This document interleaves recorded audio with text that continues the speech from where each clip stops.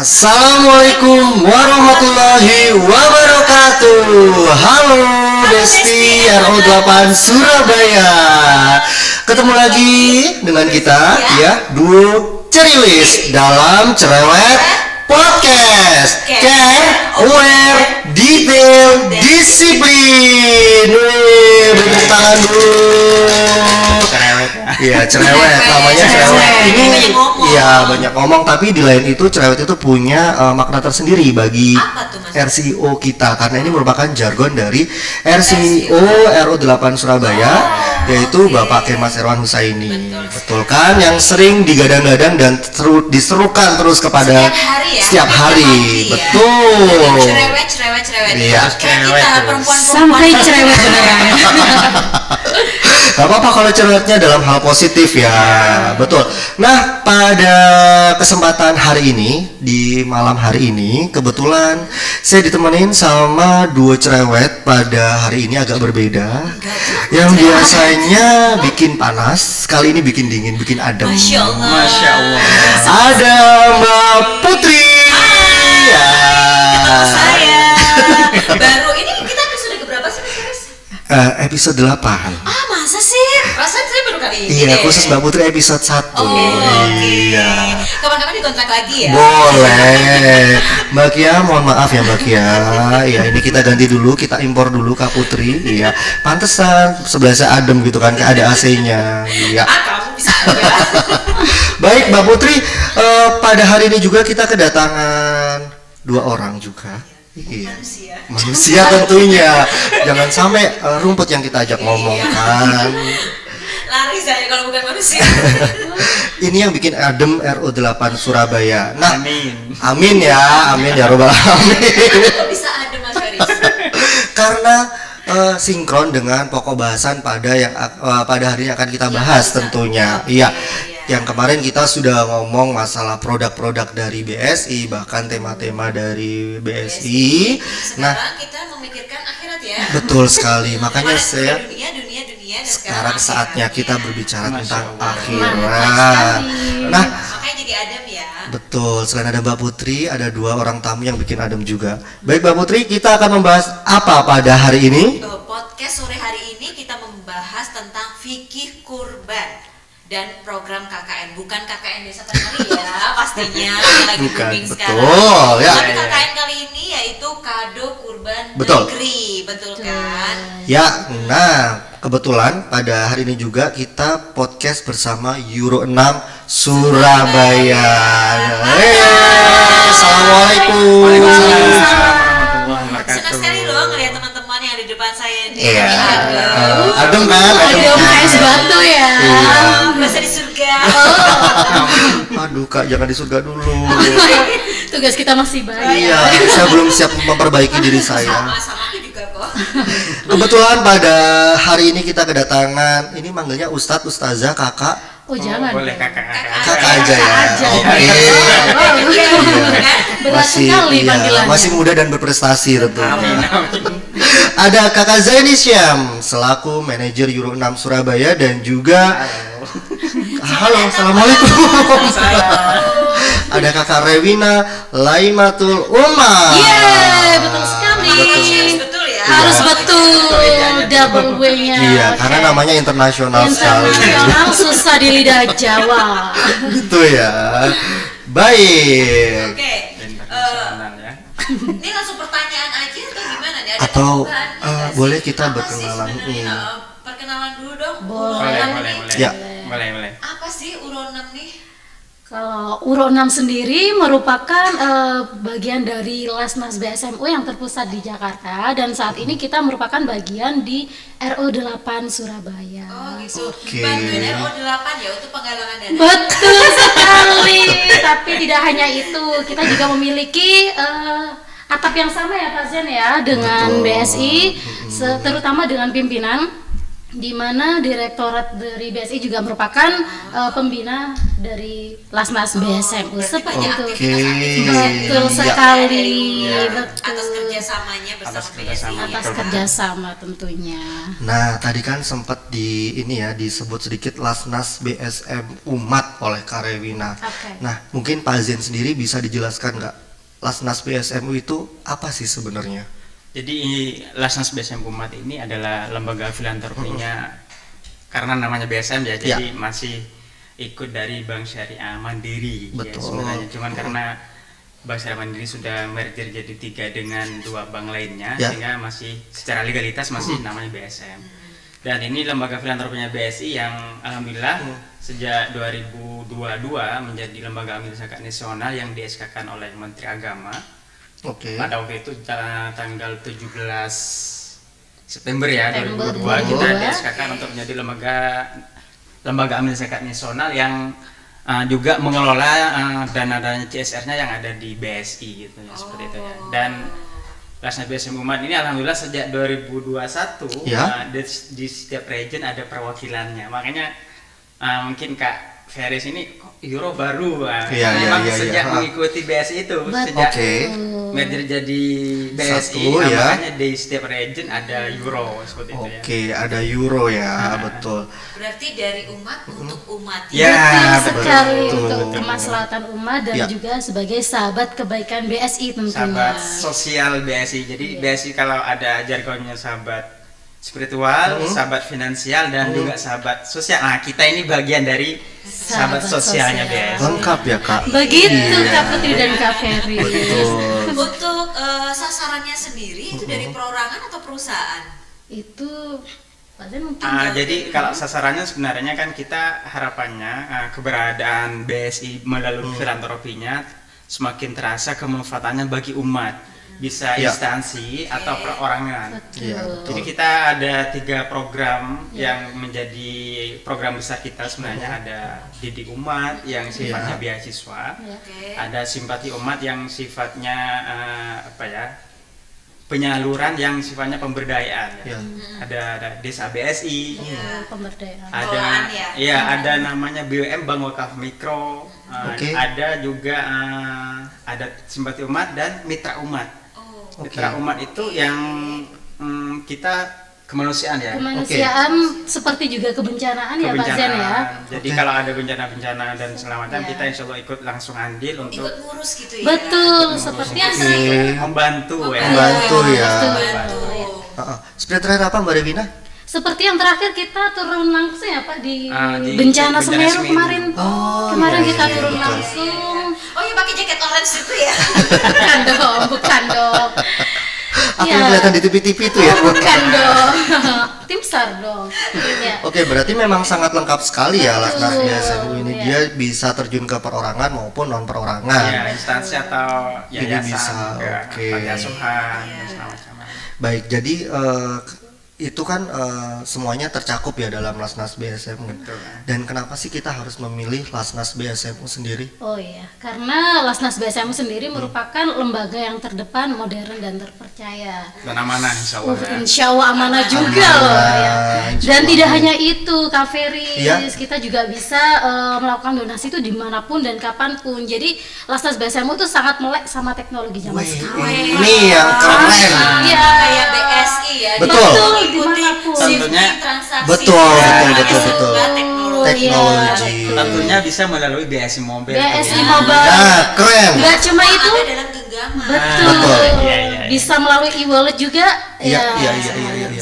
Ya, kita sebagai generasi milenial kan memang saat ini memang dituntut ya kan melek teknologi, apalagi peka terhadap keadaan sekarang yang semuanya transaksinya sudah berubah ke teknologi tentunya.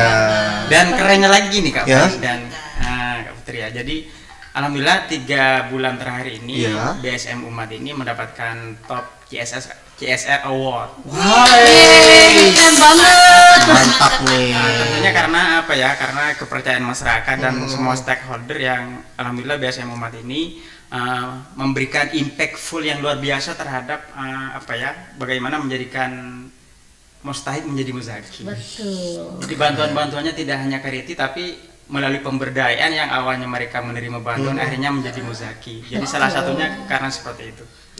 Luar biasa loh, ya karena buat Besti RO8 tunggu apa lagi nih? Kenapa kita harus milih BSMU? Sudah dipaparkan semua kan? Jadi jangan lupa bentar lagi ada Kurban. Nah, kalau misalnya mau berkurban langsung hubungi BSM. Langsung hubungi Uro 6 khususnya. Sudah bikin QR code-nya? Oh, nanti tunggu ya. Kita siap mengantuimu. Kita dihantui. dihantui loh. Dihantui Uro. Dihantui insya Allah untuk diajak kebaikan. Oh, Betul, nggak apa-apa kan kalau semua berbau kebaikan, insya Allah Insya Allah. Keberkahan juga. keberkahan untuk kita semua, apalagi dengan Lasnas BSMU pastinya. Oke, Kak Rewina dan Kak Zen. Ya. Ini untuk Lasnas sendiri program dalam waktu dekat ini apa sih? Nah, kalau dalam program dekat ini kebetulan sudah mau memasuki ini sudah Bulan akhir Dzulhijjah. Sawal ya, Iya. sama Sawal ya mau Dzulhijjah. Oh iya, Ya. betul. Dan nanti kebetulan tadi sudah disebut di depan bahwa nanti kita ada program KKN tadi. KKN, Desa ya. Penari. Oh, salah. Salah. Bukan dong. Kado Nah. kurban negeri. Nah, Iya, itu bisa apa? dijelaskan Bisa ya. dijelaskan. Kado kurban negeri sebenarnya dalam rangka pendistribusian kurban. Betul. Di samping tidak hanya di perkotaan tapi kita menyasar kepada pelosok negeri yang selama ini kan daging kurban ini hanya numpuk di perkotaan, bahkan kadang Oke. kalau kita boleh Udah mungkin sampai ke pelosok. ya, Iya. Iya. kalau Sering ngecek sih. di perkotaan mungkin sampai kulkasnya itu full ya. Iya. Mbak Putri kok ketawa? Mbak Putri kok ketawa? Saya amnesia. Pengalaman bagaimana tuh? Iya sih, dari masjid sana. Jadi kita sebar ke pelosok negeri dalam rangka supaya orang-orang yang selama ini jarang menerima daging kurban juga ikut merasakannya. Iya, jadi lebih merata ya. Lebih merata. Sama ikut merasakan tentunya ya Pak Iya. Zen ya. Iya, betul. Nah, ini caranya nih. Kalau dari rekan-rekan Besti RO8 atau dari masyarakat luas ingin Iya. ikut program Kado Kurban Negeri atau KKN seperti apa, Kak Zen? Sangat gampang caranya ya. Bisa nanti daftar melalui, insya Allah juga bisa melalui BSI Mobil. Oh ya, bisa juga? Bisa. Ih, keren banget. Keren banget ya. Iya. Iya. Dan atau bisa langsung datang ke RO8 sini atau ke cabang-cabang setiap BSI untuk sudah bisa untuk mendaftar. betul. Fasilitasi Betul. ya. Mudah sekali bukan? Mudah sekali loh. Nggak ada alasan loh untuk Iya, tidak berkurban. betul Nggak kata kan? Karawina. Jadi nggak ada alasan buat kita untuk tidak berkorban kan. Apalagi punya gaji ya Kak Fena. Betul. Iya. Hukumnya insya Allah kalau memang mampu hukumnya adalah wajib. Wajib, betul. Nah, dan kita sebagai kaum mager nggak ada alasan nggak kurban. Sekarang Betul. dengan BSI Mobile duduk masuk ke aplikasi BSI Mobile, ikut program KKN Kado Kurban Negeri, kurban kita sudah bisa tersalurkan ke pelosok Pelosok negeri, penjuru negeri. penjuru negeri Indonesia. Ya, betul. Ya. Iya. Oke, nah sekarang kita mau ngebahas masalah fikih kurban sendiri nih Kak Rewina dan juga Kak Zen. Nah, mungkin jika kita membahas mengenai kurban nih, ya kan, kita harus tahu bagaimana sih sejarah dan hukum tentang berkurban tentunya. Nah, kenapa kita harus berkurban dan kriteria hewan yang bisa dikurbankan itu seperti apa? Jadi baik, Kak, kenapa kita harus berkurban dan sebenarnya sejarahnya kalau dalam Al-Qur'annya itu bahwa setiap umat itu dianjurkan berkurban. Bahkan sejak Nabi Adam melalui anaknya Qabil dan Habil itu ya. Sebenarnya kan dia untuk dianjurkan berkurban melalui buah-buahan pada awalnya. Oh, berawal dari buah-buahan ya? Akhirnya Qabil dan Habil ini ada yang buah-buahannya yang jelek dan ada yang bagus. Oke. Tapi yang sangat terkenal biasanya sejarah kurban ini melalui sejarah Nabi Ibrahim dan Ismail. Iya. Jadi Nabi Ibrahim ini kan dengan istri kurang lebih pertamanya ya sampai 40 tahun nggak punya anak, akhirnya dikaruniai anak. Tapi ketika dikaruniai anak malah diminta oleh Allah untuk dikurbankan. Subhanallah. Bayangkan, baru punya anak 40 tahun tapi kemudian Suruh kurban. dikurbankan oleh Allah. Karena pernah berjanji Nabi Ibrahim ini saking apapun yang diminta oleh Allah, kalau diminta oleh Allah akan dikurbankan. Ternyata benar akan diminta oleh Allah, ada perintah melalui Mimpi. melalui mimpi ya, yang terceritakan dalam Al-Quran itu. Akhirnya Nabi Ibrahim ini dan mengikhlaskannya untuk berkurban karena memang benar melalui tahapan dan ini benar nggak dari Allah ini. Konsultasi ke istrinya, kalau sudah dari Allah silakan aja, kata istrinya. Kemudian bilang juga ke Ismail, ya kalau sudah dari perintah Allah silakan aja ya. Akhirnya tapi endingnya saking Nabi Ibrahim ketaatannya dan rasa bersyukurnya kepada Allah itu ya, kan esensi dari rasa bersyukur itu menjalankan apa yang diperintah oleh Allah. Masya Allah. Mensyukuri meskipun dikasih karunia anak tapi diminta oleh Allah, ya diserahkan aja, diikhlaskan.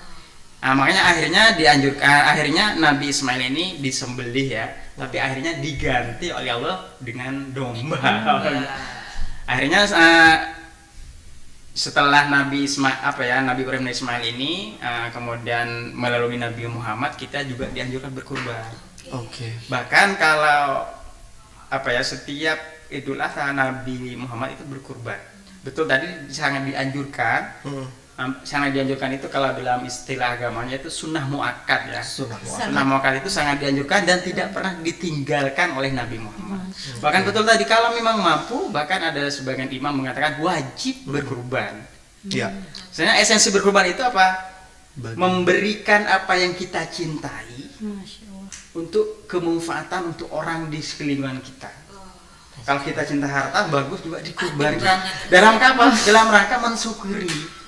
Karena dalam ayat lain kalau mensyukuri nikmat Allah akan ditambah lagi keberkahannya, kurang lebih seperti itu. Seperti itu ya. Berarti kita harus mengikhlaskan ya. Betul. Apa yang kita cintai. Apa yang kita cintai. Sebagai tanda syukur ya. Iya, biasanya kalau misalnya kita punya harta gitu kan, ih males banget ya. Iya, Ih males banget ya gitu. Iya. Nah, sekarang Harus belajar untuk Mengikhlaskan, betul. Nah, masih nyambung yang tadi nih Kak Zen dan Kak Rewina. Kira-kira untuk kriteria hewan yang bisa dikurbankan itu seperti apa, dan juga kurban kambing atau sapi itu untuk berapa orang sih idealnya, dan cara waktu dan penyembelihan kurban? Iya, ini penting sekali untuk berkurban karena kadang orang punya punya gajah mungkin ya. Jadi tidak semuanya memang hewan bisa dikurbankan. Betul. Oh iya. Jadi hewan yang bisa dikurbankan itu ya seperti domba, kambing, unta dan sapi, kerbau juga bisa. Bisa ya. Kalau unta itu salah satu syaratnya minimal umur 5 tahun. Umur 5 tahun. Tapi di Indonesia ada nggak unta tuh? Tidak ada. Tidak ada, Pak. Ya, mungkin harus nanti Ada di di Indonesia. kebun binatang. Kebun binatang ada tuh. Tapi dia kehausan sampai kering. Nah, Kalau Kak Zen, saya nanya lagi nih, kalau untuk kurban itu bagusnya itu untuk patungan atau perorangan? Sebenarnya kalau mampu ya nggak usah patungan, langsung utuh satu hewan kurban. Oh, mantap. Tapi kalau sebenarnya saya pengen kurban sapi, tapi kalau saya sendiri kayaknya nggak mampu. Keberatan. Ya sudah, kita ngajak teman-teman ayo patungan supaya nanti jadi sapi. Nah itu boleh juga patungan. Itu boleh juga ya Boleh kayak juga gitu. patungan. Oke. Kalau kambing untuk satu orang, dan sebenarnya kambing juga bisa untuk dirinya dan keluarga. Jadi Nabi sebenarnya pernah berkurban juga kambing atau domba ya. Sebenarnya kambing dan domba beda. Domba ini saya berkurban untuk saya dan keluarga saya, sebenarnya cukup juga. Oh, nggak harus yang kita beli domba satu untuk anak, tahun depan untuk suami, tahun Nggak depan harus, untuk nggak saya, harus. gitu. Cuma dianjurkan kalau mampu gitu, kurban itu bagus dilaksanakan setiap tahun. Tadi kembali kita di dalam rangka mensyukuri nikmat Allah yang diberikan, untuk sebagiannya ketika Idul Kurban dibagikan ke orang-orang di sekitar kita, kurang lebih seperti itu. Oke. Sudah cukup jelas ya berarti ya. Sudah. Yang pasti enggak kurban perasaan ya, Mbak. Saya takutnya itu. Jangan. Saya bisa kurban Jangan perasaan gimana? diungkit-ungkit lagi. Jangan. Jangan. Pedih Iya, iya. perasaan Ngeri itu. banget loh. Yang berlalu biarlah berlalu. Oke, Mas Ferry. Oke, lanjut Kak Putri. Oke. Sebenarnya ada tadi yang kurang nih. Hah? Apa tuh? Boleh. Jadi kalau tadi unta minimal harus umur 5 tahun, kalau sapi cukup 2 tahun saja. Oke, 2 tahun ya. 2 tahun. Usianya? Usianya. Oke. Dan kalau kambing itu cukup 1 tahun. Oke. Kambing 1 tahun. Kalau domba, jadi kambing itu yang biasanya kambing Jawa itu ya. Iya. Ada kadang telinganya panjang tuh namanya kambing Itawa. Oh iya. Kalau tahu. domba ya yang putih itu biasanya. Iya. itu cukup 1 tahun dan biasanya dianjurkan juga untuk mengetahui 1 tahun nggak sih? Itu ada caranya, biasanya melihat giginya tuh. Jadi giginya sudah harus berganti atau poel tuh. Oke. Poel itu gimana? Poel itu biasanya kita bisa buka mulut kambing atau domba tersebut. Biasanya di bawah giginya ini 2 di depannya itu lebih besar dari yang lainnya. Nah, itu sudah poel biasanya. Jadi itu cara mengetahui ini sudah poel atau belum ya. Kita katakan ini ada kecil tapi sudah poel. Nggak apa-apa. Tapi yang bagus berkurbanlah yang terbaik. Iya betul. Gitu ya. Harus memberikan yang terbaik. Yang paling bagus ya. Saya boleh nanya lagi, Kak Zen? Mungkin dulu pernah kuliah kedokteran hewan atau ahli peternakan? Sekarang kan lagi musim-musimnya PMK ya, penyakit. Iya betul. Nah itu kita juga harus hati-hati kan pada Betul. saat Betul. ini kita berkurban harus Iya, dipastikan bahwa Sehat. Hewan yang kita kurbankan itu sehat. Iya Betul. betul. Iya. Oh, betul. Nah, Tidak terkena penyakit PMK kan bahaya juga ya kita Iya. kasih Betul. daging kurbannya ke masyarakat Betul. tapi itu nggak sehat juga nggak baik juga. Nggak layak kan. Oke, ya, betul. iya betul. Apalagi sekarang kan banyak banget ya penyakit-penyakit gitu. Betul. Jadi memang harus agak waspada Iya. untuk tahun ini. Iya. Karena memang virus-virus mulai bertebaran Harus lagi. menseleksi ya, Ya, namanya betul. hewan-hewan kurban. Betul. Oke, lanjut ya Kak Rewina dan Kak Zen. Iya. Oke. Pada masa Rasulullah SAW, seorang suami menyembelih seekor kambing sebagai kurban bagi dirinya dan keluarganya, Iya. berdasarkan ayat Tirmizi. Nah, itu tadi merupakan salah satu hadis dari kurban harus patungan atau bagus perorangan ya. Iya. Nah, kalau dari hadis ini itu lebih condong ke patungan atau bagus perorangan sebenarnya. Jadi kurban ini bagus sebenarnya perorangan. Perorangan ya. Perorangan, maksudnya perorangan itu ya dan disesuaikan kemampuannya juga. Oke. Soalnya kita dalam keluarga hanya mampu berkurban kambing. Ya Ya. sudah, 1 kambing itu untuk dirinya dan keluarganya itu nggak apa-apa. Dan semua keluarganya mendapatkan pahala kurban tersebut. Oh bisa ya. Iya begitu bisa ya. seperti itu. Berarti bukan harus kalau aku yang kurban, aku sendiri nih yang dapat. Terus Enggak, nanti dalam bisa. satu keluarga ada beberapa orang kan. Makanya betul, saya betul. punya kakak nih 2 yang berkurban nih. Tapi yang berkurban cuman aku aja nih. Berarti satu keluarga itu dapat. pahalanya juga. Dapat Asalkan keberkahan. niatkan ya. Ini Oke. saya kurban untuk saya dan untuk keluarga saya. Nah, itu yang harus ditegaskan di awal ya. Ya. Berarti memang harus ada niat di awal ya. Iya betul. Niatnya itu yang terpenting. Nah, berarti niat di awal yang harus dipertegas Kak Putri. Oke. Nah, tapi waktu dulu tuh saya sekolah masih ingat banget ya. Sekolah itu kenapa ya? Saya itu disuruh ada lembaran gitu, suruh ngisi Mas Iya. Yoris. Suruh ngisi patungan, bukan patungan sih, cuman untuk kurban minimal 50.000 Iya. kayak gitu. Itu tuh gimana ya? Nah, Ini menarik nih. iya. Ini kan masih sekolah dulu. Iya. Belajar ya. Nggak punya gaji ya. Iya, soalnya iya. nggak punya Belajar, sarana masih belajar kurban. Itu saya bingung kan tuh Betul. banyak satu sekolah kan muridnya betul. juga Iya. banyak banget ya. Nah, Iya, terus iya, setiap betul, betul. anak dimintain oleh sekolahnya 50.000. untuk 50.000 Iuran, iya, iuran kurban. untuk Betul. katanya. Nah, setelah itu kan di sekolah kan akhirnya banyak banget kan ya Iya. sapi, hewan-hewan kurban sapi Iya, iya. maupun kambing seperti itu. Itu kayak gimana ya? Itu sebenarnya karena di sekolah ya. Jadi kadang setiap sekolah itu menganjurkan siswa-siswanya untuk patungan 50.000. Sehingga nanti kalau sudah satu kampung sekolah itu, satu kampung sekolah, satu instansi ya, Satu sekolah aja dong, Pak. satu sekolah 50.000 bisa jadi juga banyak tuh. Kumpul ya. Niatnya nih bagus dalam rangka sebenarnya Belajar, mengajarkan anak ya. dari sejak kecil belajar berkurban. Iya. Dan juga mengajarkan kepada keluarganya ya minimal 50.000 lah. Ayo berkurban sama-sama sehingga dapat nanti kambing atau sapi ya itu sebenarnya.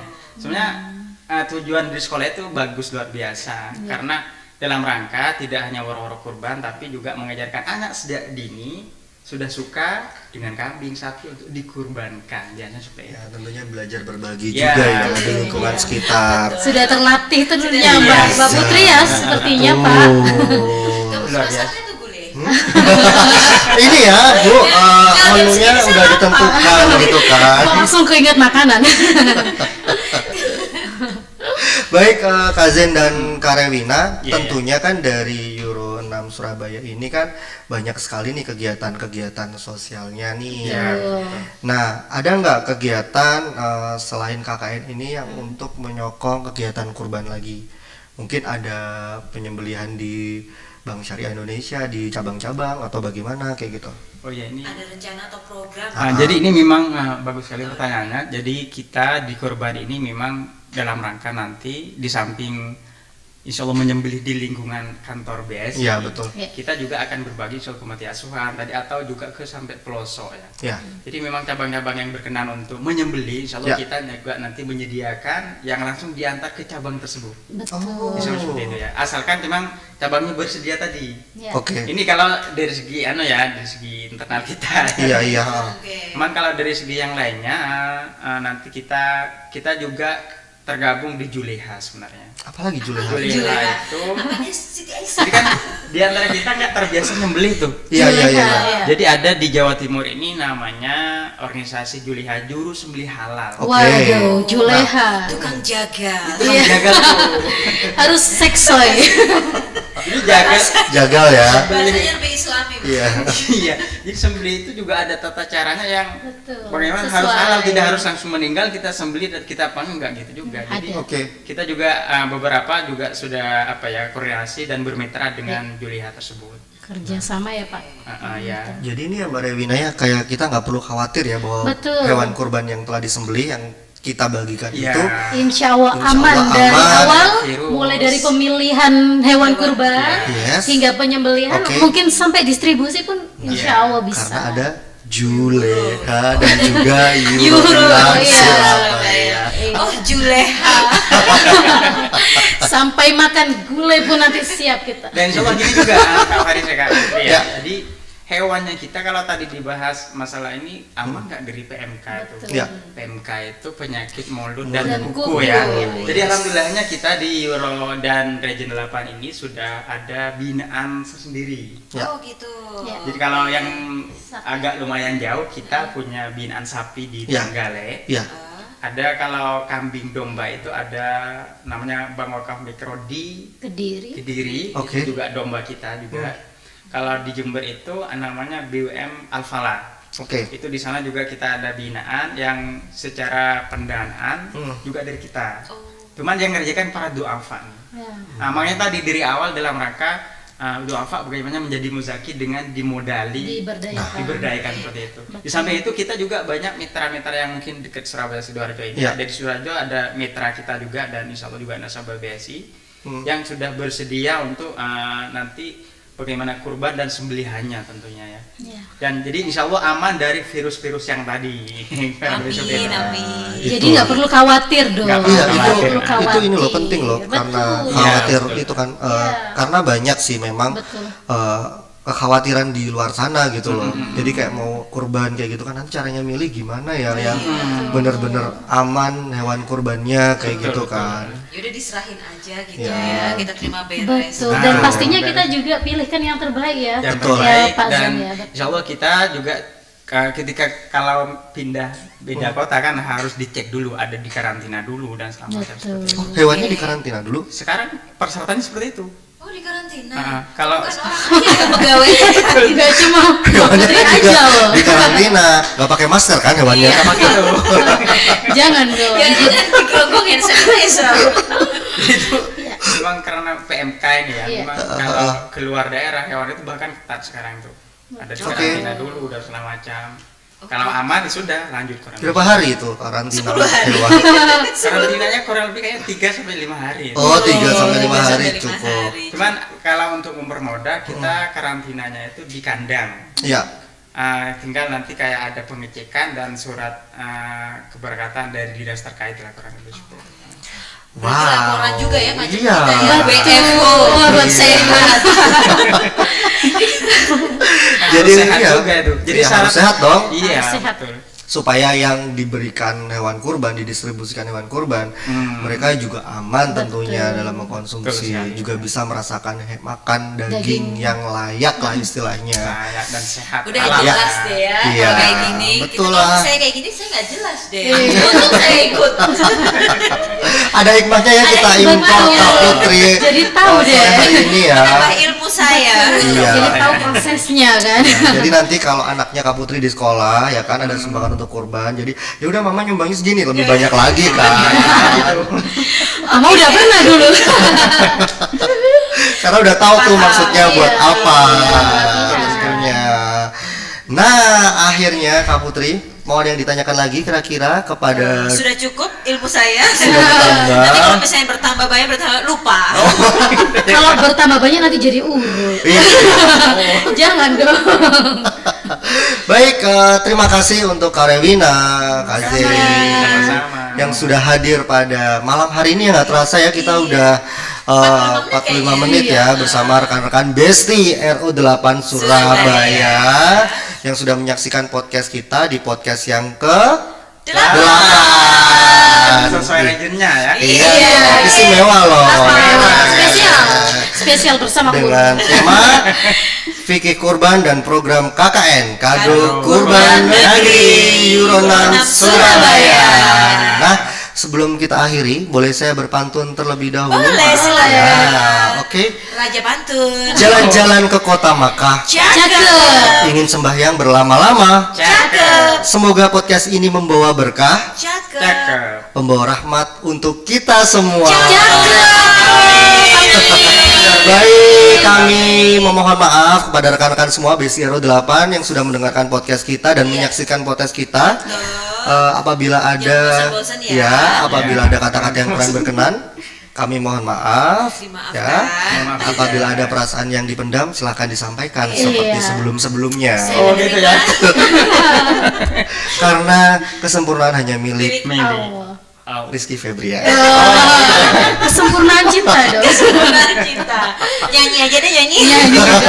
Baik, akhir kata saya Feris. Saya Putri. Mohon Mohon undur undur diri. Wassalamualaikum warahmatullahi wabarakatuh. Waalaikumsalam warahmatullahi wabarakatuh. Silakan.